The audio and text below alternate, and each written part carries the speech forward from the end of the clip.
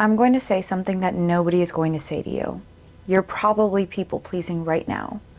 Honestly, you might just be thinking, I'm a really good person. I'm easy to be around. Everyone can talk to me. I'm a great team player. And honestly, you're probably right. Everybody probably thinks that about you too. She's so wonderful. She's just so easy to talk to. I feel like I can always go to her with the things that I need to get done. So you feel like you're more reliable. And that feels good to hear. You're getting the validation. It feels like positive reinforcement. And so you're going to keep doing it. And therefore you do keep doing it. But here's your wake-up call, because the version of you that is being good is actually costing you something way more than you know. It's secretly draining your confidence. And most women never actually figure this out because it's wrapped in something that looks just more like a virtue. That's what I want to talk about today. That's what this video is about. And it's not to make you feel bad. It's to make you actually become aware of it. It's to help you actually see it. Because once you can see it, you can change it. Stuff like this doesn't happen overnight. It just starts with one honest look. So let's take it. Hi guys, my name is Anna. Welcome back to my channel. If you're new here, go ahead and hit that subscribe button down below. Hit the like button as well while you're at it, and then also that little bell, the notification symbol, so that way you get notified whenever I do post a new video. And by the end of this video, if there's something that comes to mind that you want me to talk about, drop that in the comments. I want to share things that I've experienced on, or I have knowledge on, or I can at least study for you guys, so that way you can actually get the information you need on topics that you're maybe a little bit more curious about. But I want to be very clear about something before we actually dive into this video. This is not a disease. I just want to instill that in you from the very beginning, because a lot of people think that this is something that needs to be diagnosed and treated like a medical condition. It's not. And some people do have this as a side effect of maybe a medical condition if they do have something mentally, but people pleasing in itself is not inherently a disease. It is a pattern. It is a habit. And it's one that was probably instilled in you from a very early age. So once you notice the pattern, once you notice the habit, then it becomes easy to break. It becomes easy to break that chain. So it's being able to recognize it from the very beginning. So like any habit, it takes practice, it takes repetition. It does not need to be cured.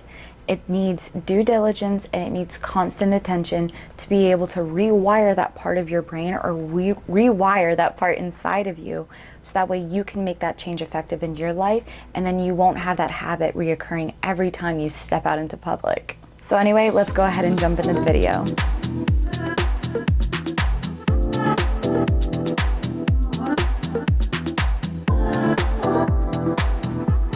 So the first thing I want to get very clear about people pleasing is it doesn't always look like the thing that you would assume it would be. Sometimes it just looks like this. It could be over-explaining to people decisions that you've already made. That was actually my last video. I'll link it somewhere around here. It's basically feeling the need to justify things that they didn't ask for, feeling the need to give more of an explanation or more of a reason to things that really are not needed, supporting the fear. But you can go watch my last video on over-explaining yourself. The second thing people pleasing could look like could be your energy shifts every time you're around different people in a room. Like, assume around person A, you're funny, you're outgoing, you're smart, you're laughing, you're having a good time, you're very free-flowing. Then as soon as person B walks into the room, you're more sophisticated, you're more hands folded like so, you're more poised, you're more calm, you don't speak as much. A lot of people don't even realize this, but they just know something's off. It's just not becoming aware of shifting your energy every time you're around different people, or you're a different person in different friend groups. Having different energy and speaking up in different parts around different people, and sharing your opinions to certain people that are not inherently a part of your other friend group, it could even look like that as well. People pleasing can also show up as feeling relieved whenever somebody approves of you. It's not something that a lot of people are consciously aware of. It's more or less like you have this tight feeling inside your chest, and you feel like you're holding your breath every single second just to win the approval of your supervisor, or just to win the approval of someone higher up than you. Throughout the entire conversation, you're just tense, you're really tight, and you don't feel like you have room to breathe. That is a sign of people pleasing. It can also look like resentment. A lot of people are just unaware of that entirely, but it's saying yes to something and then immediately resenting your decision after, or resenting the person you made the decision to after. It's more or less being angry in a way that you can't fully explain your reasoning. So you do the thing that you agreed to, but you're more mad at yourself, even though you feel as if you couldn't get that information out of you in the first place to explain your answer thoughtfully or thoroughly. Now, here's the thing I want you to notice. None of those things look like weakness. They look like being helpful. That's why this is so hard to catch. Because you've been rewarded for all of this your entire life. You've been rewarded for being the perfect little person, for being the perfect little princess that everybody can immediately say, she's a yes man. They look like being agreeable. They look like being flexible. I want you to think about the Victoria's Secret angels. When she steps out onto a runway, or when any of the angels step out onto the runway, she doesn't change her walk mid-stride halfway down the runway because someone in the audience looked unimpressed with the way that she looked. Someone in the audience wished that she was a different angel. She doesn't do that. She's confident in who she is. She's confident in her walk. That's why their walks look so powerful. It's simply because they have the sureness in themselves and they're not out there on stage to people please the crowd. They know Victoria's Secret as a brand is such an amazing brand. They know the bras and the lingerie they wear are sexy and so beautiful. They know their wings add to the experience. So in the sense, why would they need to people please just for the show to go well? That would defeat the purpose of the show altogether. No, they just step out, they walk, they do their thing, and they look absolutely bomb while doing it. That's why the Victoria's Secret show has always been such a hit. And that's why they always choose the most confident angels. Because if they had someone that people pleased on the runway, the show wouldn't look as professional. So it's having the confidence of the Victoria's Secret angel inside you. Now here's the part that nobody connects. People pleasing and low confidence are not two separate problems. They're the exact same thing. They are one and the same. One is the cause, the other is the result. And a lot of people don't even catch this. They don't even realize that. They think it's two separate things that they should solve altogether. But here's why. Every time you say yes when you mean no, your brain registers something. It says, my answers and my opinions are not welcome here. Every time you soften your opinion to make someone else comfortable, your brain also registers something. It says, hey, my opinions and my thoughts are not safe to share here. And every time you change who you are based on who walks in the room, your brain is registering something in its mental filing cabinet. It's saying, the person I am is not enough to be in this room in the first place. Who I am is not enough to be speaking to that person. Who I am is not enough to be acquainted with them. You do that enough times and you're going to stop trusting yourself. Not in a dramatic way, not in, oh my goodness, I can't even look at myself in the mirror. In a quiet way, in a way that's completely undetectable and not easy to catch. You are going to start second guessing yourself. You're going to question every single decision you make. You're going to start wondering, am I even good enough? Are my opinions even welcome here? And then you're going to start telling yourself, I am not welcome here. And then it becomes just cords that need to be untangled in your head because you can't communicate that. And it's going to keep putting you in a box smaller and smaller and smaller every time. You're asking yourself for reassurance before you even make any decisions. You know what you're going to call that? You're being careful. You're protecting yourself. You're keeping yourself safe. You're putting up all these mental walls and all these bricks up. And you're calling that box your home. But that box is about the size of a jail cell, and you're building a mental prison. But in light of all of that, here's the real thing, because confidence is not something that you're going to find, or it's not something that you're going to discover.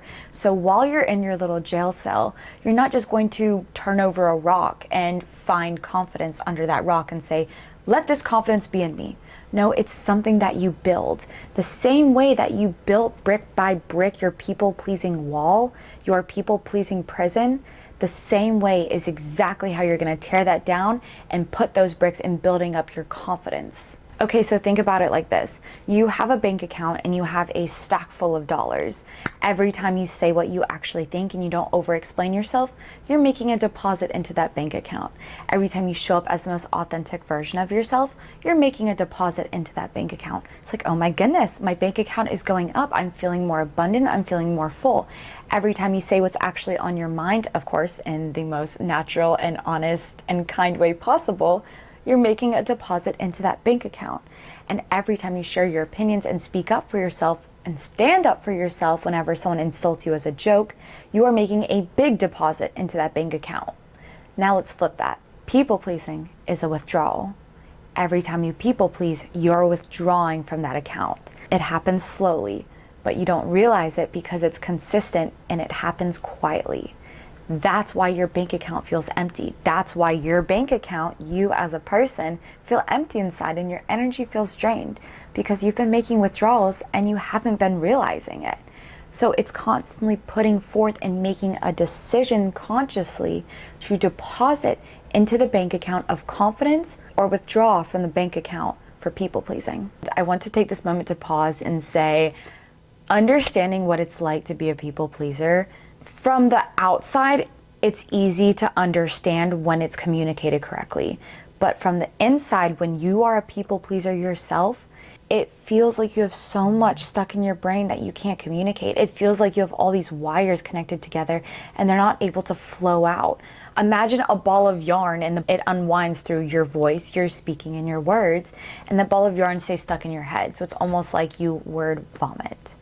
That's what it's like people pleasing. And that's why people pleasing and over explaining are very directly correlated. That's why people pleasing and low confidence are also very directly correlated.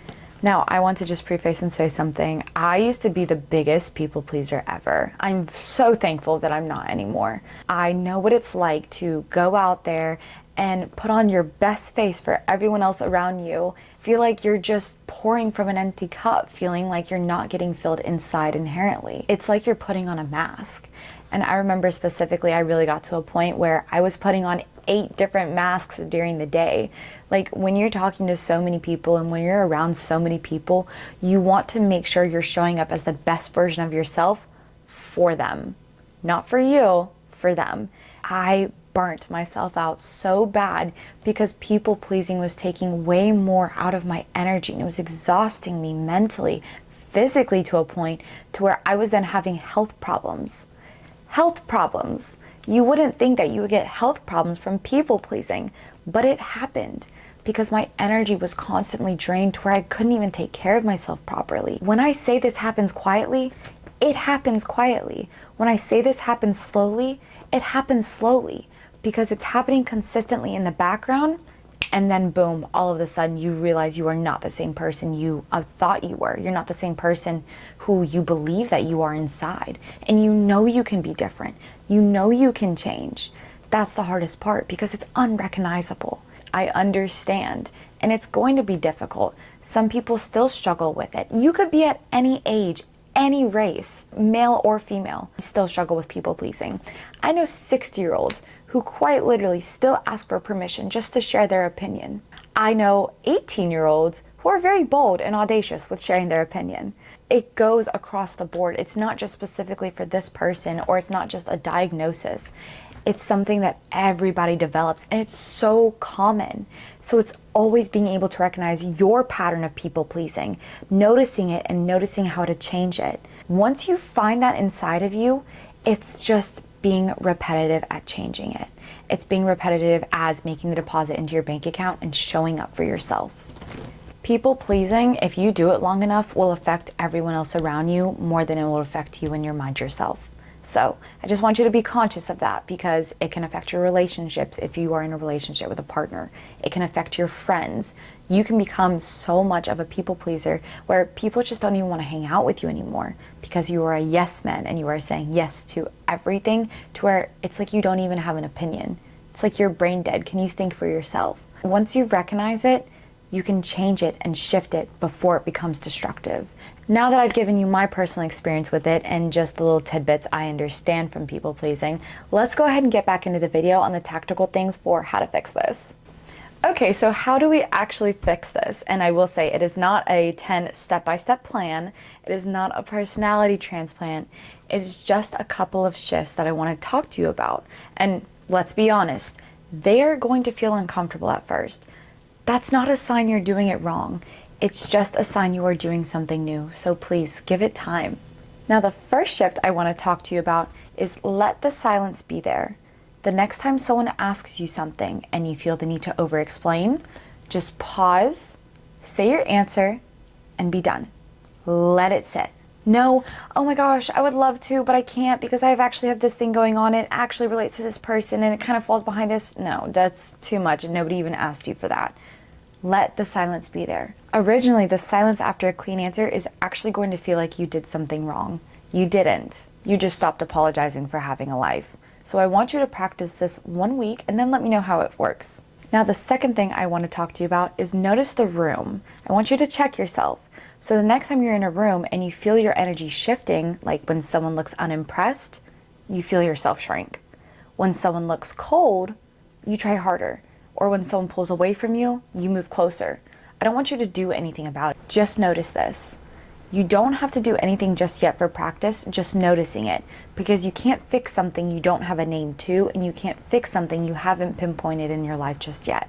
So as long as you notice this week, I guarantee you, you're then going to be able to make a change and act on it.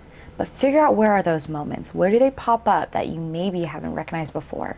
The third shift, which is probably going to be the most important and the most impactful and something you can do literally today, start with what you actually want. People pleasers are so good at making sure everybody else is getting what they want. It's making sure that we're doing what everybody else wants to do, that we're not going to do what we actually want because we want to do what the group does. What do you want? Hey, where do you want to eat? I don't know, wherever you want to eat. Oh, do you like sushi? We'll go get sushi. Do you like burgers? We'll go get burgers. No, where do you want to eat? If you're in the mood for a salad and you want to eat clean and healthy and they want something greasy or they want to get Mexican food, be vocal about that, because I guarantee you, you're not going to enjoy eating the meal that's in front of you if you go get Mexican when you want a salad. Say what you actually think when someone asks, what do you think? Not the diplomatic version, just the real one.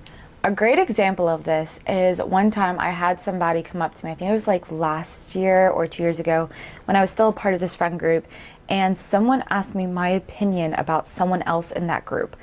I do not condone gossip. I do not condone talking bad about other people. I will just either not say my piece or I just won't associate with those kind of people, or I won't associate with those conversations. It's so bad and it's so negative. And it just spreads so much rumors that are unneeded, and it hurts people's feelings, and it always gets back to the person. So please do not spread gossip. Be kind. Even if you don't like the person, be kind. But I remember my experience with this. Someone came up to me and asked me my opinion. Typically in a moment like this, you would share your opinion, yes, if you were agreeing with them. You would share your opinion to agree with them so they wouldn't feel bad about sharing their opinion to you. So let's say John, for example. Let's just call this person John. John comes up to me and says, hey Anna, I actually really don't like Susie. Susie is weird. Susie has breath that smells. Susie just isn't fun to be around. I really don't like how Susie's in our friend group. If you were a people pleaser, you would say, I agree with you, and then you would start thinking of all the things you don't like about Susie. This is bad for your brain because this actually builds resentment for the person, even though you could be best friends with Susie.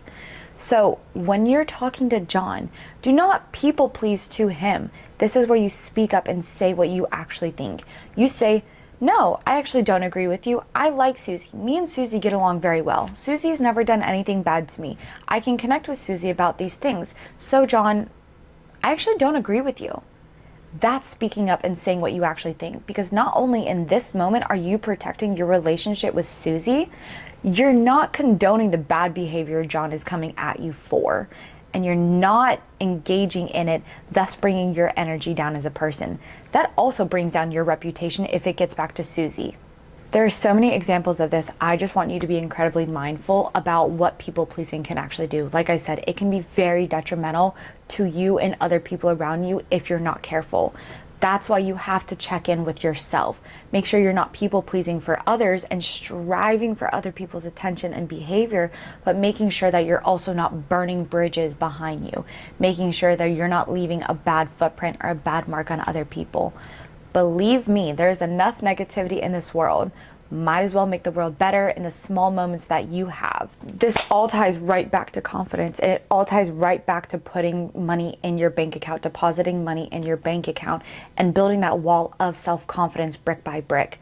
Because you're doing this through small and honest moments. When you are honest, it builds confidence. Honest equals confidence.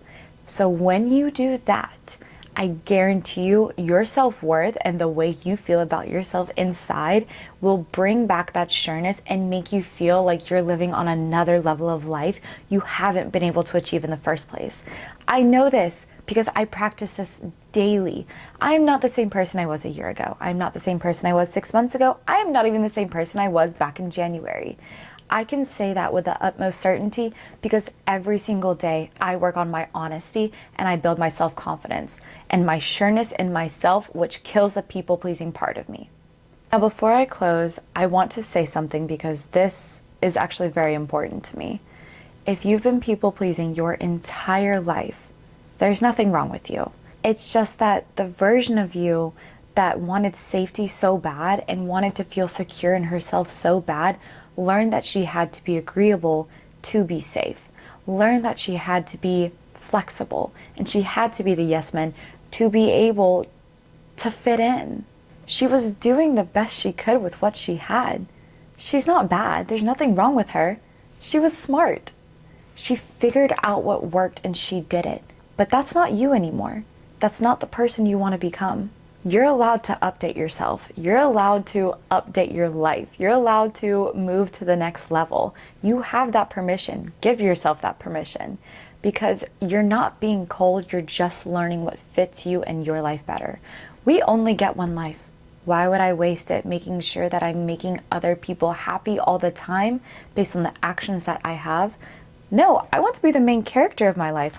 I want to live my life as is. I want to live my life as the most amazing and best version of myself that I can be. So why would I care about other people's opinions of me? Why would I make sure I'm living for their validation in every way, shape, and form? The little girl that was inside of me, she knows that she's safe with herself. She knows that she's safe becoming the best version of herself. Therefore, she knows that she doesn't always have to be agreeable if her opinions do not align. It can't just be we agree to disagree. Let's be clear, because yes, I say I don't care. And I want to let you know you are going to become someone who in some ways does not care. But as a person, I'm not saying that you are becoming someone whose character is completely disregarding to any people's feelings or emotions. You're not becoming someone who doesn't care. You're just becoming someone who is stepping into the value that you were inherently born with in the first place. You are taking up the space that was already yours from the beginning. It was your birthright. You don't have to earn your yes by making your no impossible. And you definitely don't have to make yourself smaller to make other people feel bigger. The women that I look up to the most, they walk like those angels walk.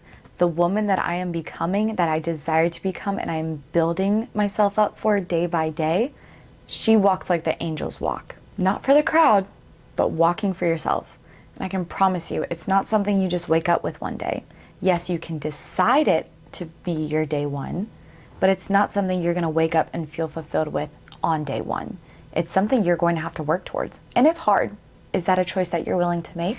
So let this video be the wake-up call that you didn't know you needed. I want this to make an impact in your life. So thank you guys so much for watching this video. Thank you for sticking with me to the end. And if you made it to the end, go ahead and hit that subscribe button. I see that you haven't done it yet. And also hit that like button down below. It's going to help me so much because I'm going to be able to know the videos that you guys are interested in the most, and I can help you along the way and we can share experiences together. Well, if I had to leave you with one last piece of advice, if I can believe in you, you can too. Well, anyway, bye.